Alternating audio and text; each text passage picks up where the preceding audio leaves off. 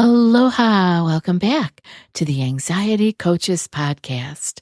I'm your host and coach, Gina Ryan, and I'm so happy to be with you again today as we consider the many ways to bring your mind and body back to its natural peace and calm. In today's episode, I want to talk about 3 ways to stop fearing other people's opinions. This is something we can all get stuck in sometimes, especially when we're not feeling on top of our game. We can begin to wonder about what other people are thinking. But today I wanted to start with a quote. I still have a different quote for at the end of the show, but this one is from Elsa Joy Bailey, and she says, "Don't let other people's opinions burn holes in your dreams."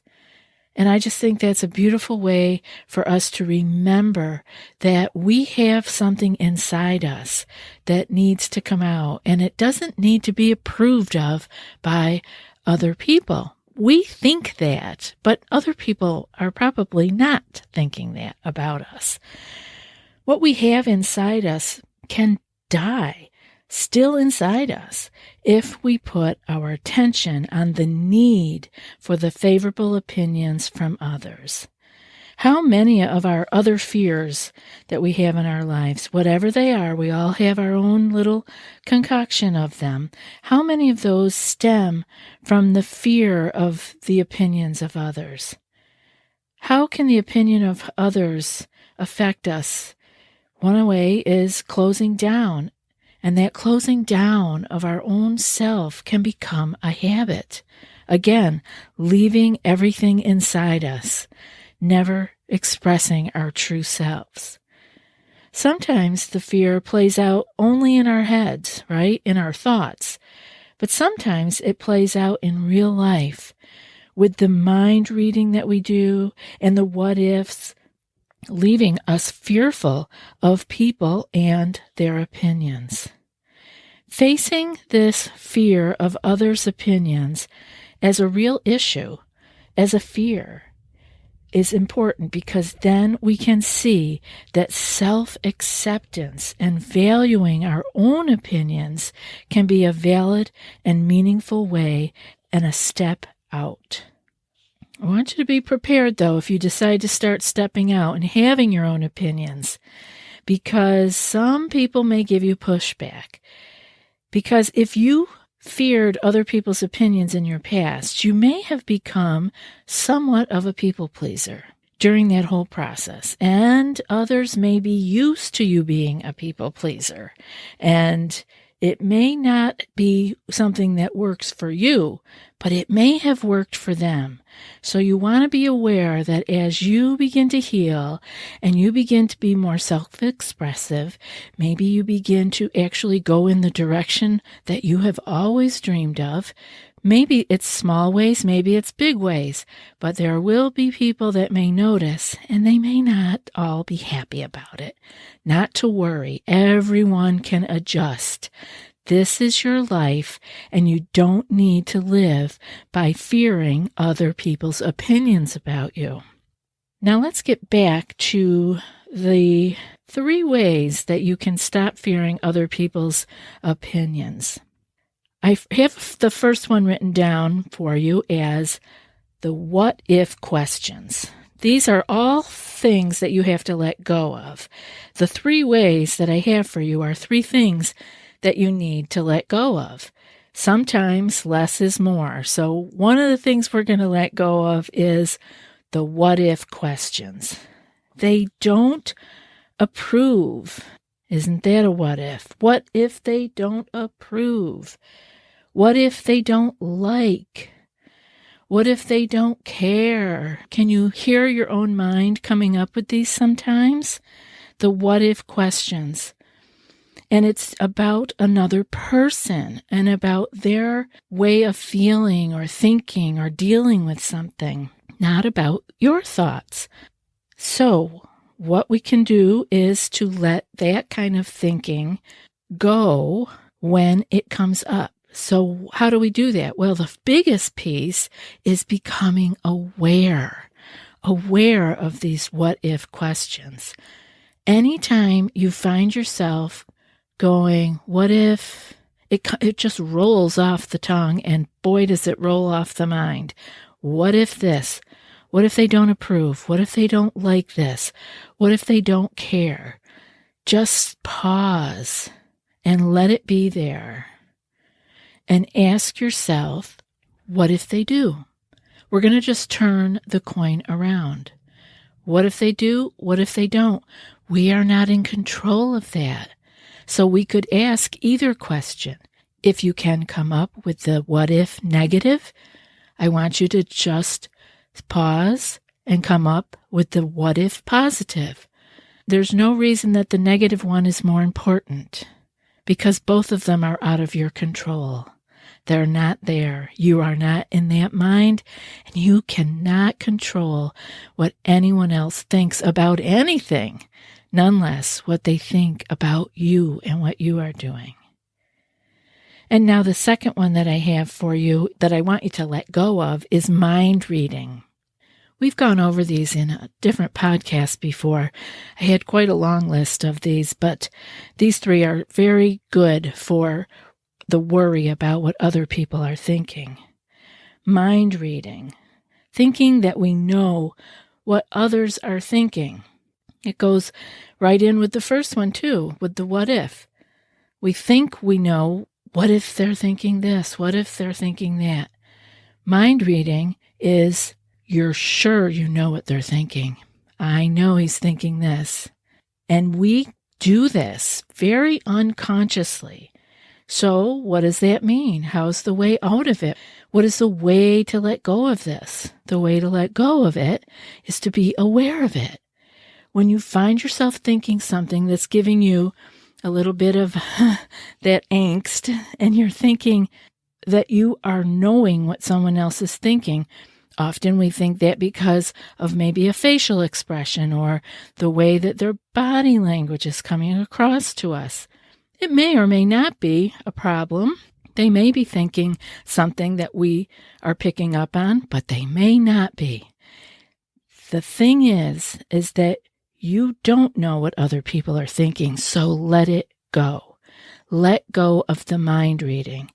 If someone wants you to know something, it is their responsibility to tell you. None of us can read each other's minds. We can pick up cues, but they may or may not be related to what the person is thinking about our conversation. Someone could be not feeling well. Someone could be having a stressful day, and they are coming across rigid, and we're thinking it's about us. Again, coming back to their opinion about us. They're thinking this about us. Let the mind reading rest. Let it go. When you find yourself doing it, that awareness is so important, but you have to look for it. So like I was saying, when you feel that angst come up, you feel uncomfortable, you're having a conversation, you can ask for clarity. Don't assume that you know what the other person is talking about. Ask for clarity. This is a wonderful way for you to be able to have a better relationship with the person, to be able to express yourself more fully and be more vulnerable. And this is a way to connect with people. Mind reading keeps us in our own little hell, because anxious people do not think the best when they are mind reading. They are thinking there's a problem, and it's a really big, ugly, scary one. And that's not true. When we want to know, when we feel that angst come up and we are uncomfortable with some maybe mixed signals that we're getting, don't go to the mind reading. Speak up and ask for clarity. Then you will know what they are thinking, because they will tell you. And the third one that I want you to let go of is critical self-talk. This totally sets us up for negativity. When we are critical with our own self, we will just assume that other people are thinking that same thing about us. We are setting it all up for negativity. So, got to turn it around again. Instead of talking to yourself miserably and negatively, talk to yourself with some self-compassion. You don't have to have everything be hunky-dory and everything is unicorns and rainbows. No, life isn't like that. But when we are struggling, when we have made mistakes, we can have self-compassion. And the more self-compassion we have, the more we will give space for the possibility that someone else could be compassionate with us. And we won't be so quick to jump and think that they are thinking something negative about us, that their opinions of us are low, and that they don't care about us. It's really important that we take these steps and get ourselves into a space where we have the self-compassion, where we are no longer mind reading but asking for clarity if necessary, and where we can let go of the what-if questions, or if the what-if questions want to still come, give each negative what-if question about what someone else is thinking about you, turn it around and say, but what if she thinks I'm the greatest gal in the world and she wants me to be on the project with her? Instead of only seeing the negative. If you're going to entertain the negative, I want you to also entertain the positive, because you don't know either way. So remember, this fear of the opinion of others is not real. It is a thought that is causing the pain, the unease, the worry, and the nervousness. Your mind is afraid of what another mind is thinking, their opinion.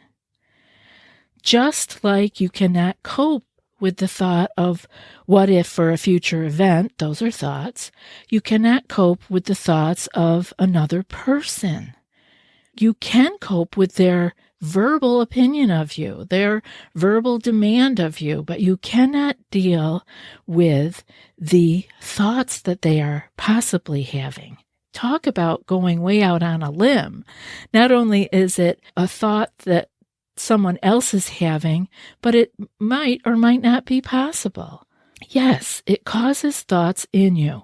This kind of feeling can come up that causes thoughts in you. But again, it's not concrete. Something in front of you that you can deal with is something you can deal with. The person telling you something you can deal with. The thought is not concrete. It isn't there. It's so far out in the ethers, and it can keep changing, which is why we get so upset about it, because there's so many possibilities, and we're worried about all of them all at the same time. Have you ever tried to deal with or change another person's thoughts? You can't do it. It's not possible. But if they are talking to you, you can deal with that. So let other people think what they want, because you are not privy to that, nor will you ever be. All you can deal with is what they tell you. This part of you that is so invested in other people's opinions is a very vulnerable part of you. And you may be feeling insecure. And this part of you sees itself as being in danger or even under attack. This is a place to detach from the thought. It is not you. It is a thought. And I want you to see it and its fears just as thoughts. Thoughts that are not real. Thoughts that are not dangerous because they are not here.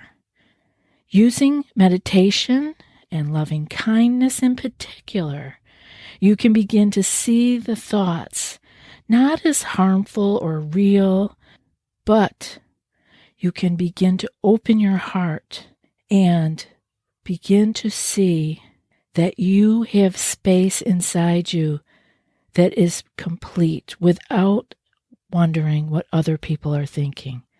It's all okay because you have given yourself the meditation time and the loving kindness practice of being kind to yourself, self-compassionate, that you will be able to see thoughts, again, that are not harmful because they're not real.